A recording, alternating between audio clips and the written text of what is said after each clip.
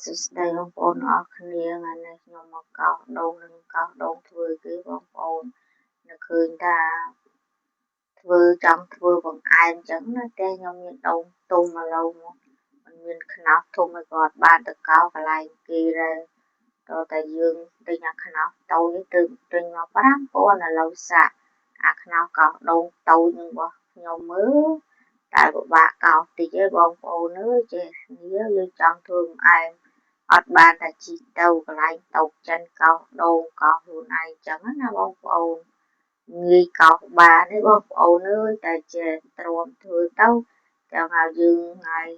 ទំនេរការងារក៏អត់មានអីធ្វើចឹងណាខំកោសឥឡូវកោសប៉ុណ្ណឹងហើយខ្ញុំប្រញាប់ទៅមើលដាក់ដាំទឹកដាំអីមុនធ្វើម្ហូបធ្វើអីដាក់បង្អែមចឹងណាឥឡូវអ្នកម្ដាយគាត់ទំនេរហើយគាត់កោសដៃហ្នឹងកោសជើងទុកជើងហ្នឹងបងប្អូនរាប់បានកោសដូងមែនមួយដូងថ្ងៃនេះខ្ញុំកោស2បងប្អូនហើយឲ្យប្តីទៅទិញអាដូងរាងខ្ចីក៏អត់បានខ្ចីដូងរាងចាស់តិចដែរនោះបាក់កោបដូរអាសាច់ខ្ចីបានល្អឥឡូវតែទឹកខ្ញុំដាំពុះហើយបងប្អូនឥឡូវខ្ញុំដាក់អំបិលបន្តិចដាក់សៅគូមិញណាល់យើងដាក់ឲ្យរីកសិនហើយតែឥឡូវខ្ញុំថារីកហើយខ្ញុំដាក់ល្ពៅហើយណាខ្ញុំចង់របបល្ពៅ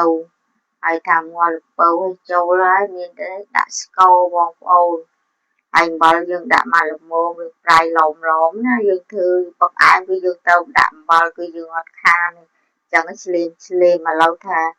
ល្ពៅខ្ញុំសៅគូមិញណារីកហើយខ្ញុំក៏ដាក់ដូងក៏ខ្ញុំអត់បានពូតយកខ្ទិះ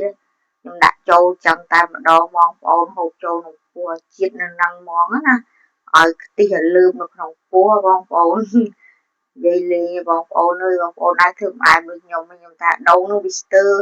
ទុំស្ទើរខ្ចីតែចឹងយើងកោសដាក់ធ្វើចឹងតែម្ដងណាបងប្អូនឥឡូវតែបង្អែមខ្ញុំឆ្អិនហើយខ្ញុំដួសចង់អាចចែកចង់តែដួសឲ្យតិចឲ្យអ្នកម្ដាយខ្ញុំឲ្យកូនខ្ញុំមិនហូបណាបងប្អូនដួសរៀងច្រើនចានតិចទេបងប្អូនហើយក៏ដួសឲ្យបងប្អូនចិត្តផ្ទះអ្នកចានអញ្ចឹងណាធ្វើច្រើនដែរបងប្អូនបងបើតែឯងនៅផ្ទះគេនៅបងប្អូនចង់ថាបងប្អូនដែលរបរល្ពៅដាក់ទាំងកាក់ទាំងអីចឹងអ្នកខ្លះគេបានយកខ្ទិះចឹងនេះខ្ញុំអត់ណាបងប្អូនរឿងផ្លែភ្នែកកុំឆ្ងល់ចង់ឲ្យយើងធ្វើមិនក៏បានហើយយើងចង់ឥឡូវនេះដួសឲ្យអ្នកម្ដាយខ្ញុំហូបអ្នកម្ដាយខ្ញុំហូបបានអាម៉ាត់2ព្រោះគាត់ចាស់ហើយបងប្អូនមានអីហូបក៏ដោយគាត់មិនសូវថាហូប